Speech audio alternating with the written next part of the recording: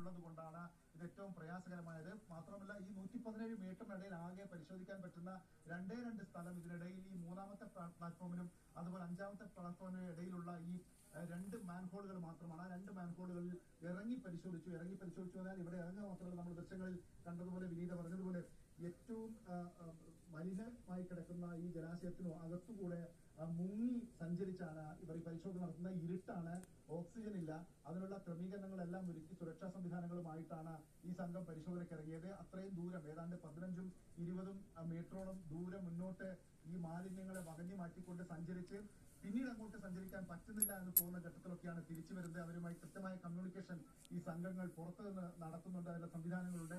ആ സംവിധാനങ്ങളൊക്കെ വെച്ചുള്ള പരിശോധനകൾ ഒരു ഭാഗത്ത് നടന്നു.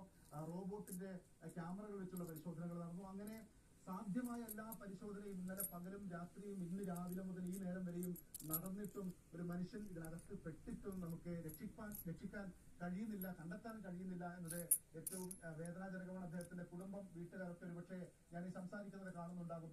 അങ്ങനെയെങ്കിൽ അവർക്കൊക്കെ ഉണ്ടാകുന്ന വേദനയും നമുക്ക് ഉൾക്കൊള്ളാൻ കഴിയും. അവർ കാത്തിരിക്കുകയാണ്, പ്രാർത്ഥനയോടെ കാത്തിരിക്കുന്ന അമ്മയൊക്കെ നമ്മൾ ഇന്നലെ കണ്ടു. പക്ഷേ എന്ത് ചെയ്യാൻ കഴിയും? ഈ സംവിധാനത്തിന് ഇപ്പോൾ ഇത്തരം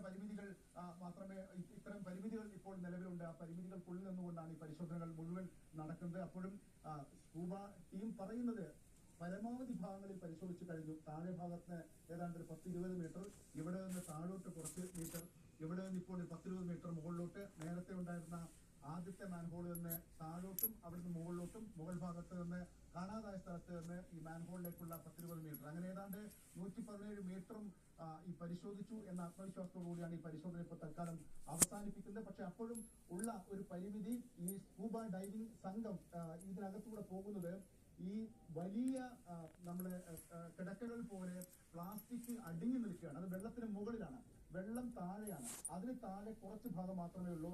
ഏതാണ്ട് പല സ്ഥലങ്ങളിലും അരയ്ക്ക് താഴെ അത്ര ഉയരത്തിൽ മാത്രമേ വെള്ളമുള്ളൂ. അതിനടിയിലൂടെയാണ് ഈ ഡൈവിംഗ് സംഘം നീന്തിപ്പോകുന്നത്. ചില സ്ഥലത്തെത്തുമ്പോൾ വെള്ളത്തിന് ആഴം കുറയുമ്പോൾ പിന്നീട് മുന്നോട്ട് പോകാൻ പറ്റില്ല. അങ്ങനെയുള്ള സ്ഥലങ്ങളിൽ എത്തുമ്പോൾ ഈ പ്ലാസ്റ്റിക്കിനിടയിൽ കുടുങ്ങിപ്പോകാനുള്ള സാധ്യതയുണ്ട്. അത്തരം ഘട്ടങ്ങളിലാണ് അവർ തിരിച്ച് വരുന്നത്. അപ്പോൾ ഏറ്റവും പ്രധാനപ്പെട്ടത് ഈ മാലിന്യങ്ങൾ നീക്കുക എന്നുള്ളത് തന്നെയാണ്. പക്ഷെ ആ മാലിന്യം മുഴുവൻ നീക്കിയതിനു ശേഷം ജോയിയെ കണ്ടെത്തുക എന്ന് പറഞ്ഞാൽ അതിന് സമയമെടുക്കും. കാരണം അത്രയധികം മാലിന്യങ്ങൾ ഇതിനകത്തുണ്ട്. നമുക്കറിയാം, വർഷങ്ങളായി ഈ മാലിന്യങ്ങൾ ഇത്രയും കോയിൻസ് എന്റെ കൈവശം ഉണ്ട്. കാണുന്നത് ഇന്ന് സാധാരണ ശുചീകരണ